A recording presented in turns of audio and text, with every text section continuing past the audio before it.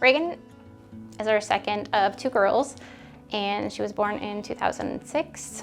She came about 2 weeks early, and everything was fine. As she was growing and developing, we ended up, her dad actually gave her a nickname of Wiggles because she was really kind of like floppy to hang on to. So we would call her Wiggles all the time, and then around probably 6 months-ish, we realized that she wasn't really responding to her name. Around a year, my husband, just out of the blue, I was a nurse, I'd been a nurse since 2004. He told me that he thought Reagan had autism, and I immediately knew that she did. So from there, we ended up starting early intervention with her around 15 months. Took her to a pediatrician for all of her follow-up visits, and by the time she was 18 months old, her pediatrician said he would give us a working diagnosis of autism, even though he didn't really see the flags that we were seeing. By the time she was 2, we went back to see her pediatrician, and he said that she had classic autism. Reagan today is, I make the joke that she is the bossiest nonverbal kid. She knows what she wants, and she will let you know, even if it's not necessarily in words. She loves to express herself in her clothing and her hair. She likes her pigtails and she likes braids. So we moved here for my husband's job in 2017, and we had to find a pediatrician when we got here. I called around to all these different pediatrics offices and applied online for all the different places, trying to get my girls in to be seen with a pediatrician. And the applications that I had to fill out online had to have her medical history on it. So I felt like maybe we weren't getting chosen because of her diagnosis of autism. I went to nursing school in Colorado and graduated in 2004, so I've been an RN since then.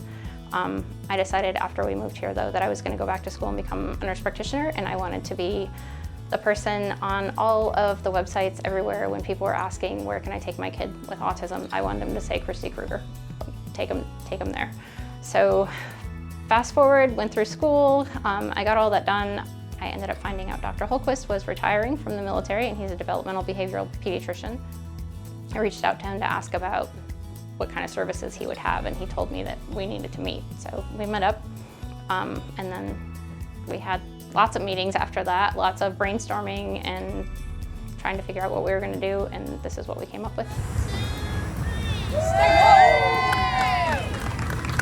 Kids with special needs, I feel like they have a hard time even in the grocery store or anywhere else, but we want them here. Like, this is a place that wants them to come in. Like, we want to see them here. So after we had opened up this clinic, Megan and Tanner came over to talk to us about the Smith family genetics, and I had never really thought about doing any kind of genetic testing on Reagan until they kind of explained all the different things that Smith family can do. So I think that day we put an order in to get Reagan tested, and we got results back, and Megan gave us the results. She has a TNPO2 mutation, which is super rare.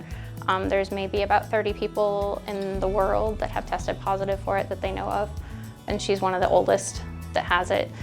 We found out with the TNPO2 mutation, essentially autism is a symptom of this abnormality. It was nice to find out that it was a genetic mutation and it was de novo, so it was something that likely happened when she was developing versus something that came from her dad or I. So we could have had other children after that and wouldn't have had necessarily the increased likelihood of having a child with autism. And then also it helps us with her sister now. Her sister doesn't have to worry about having that genetic component so much.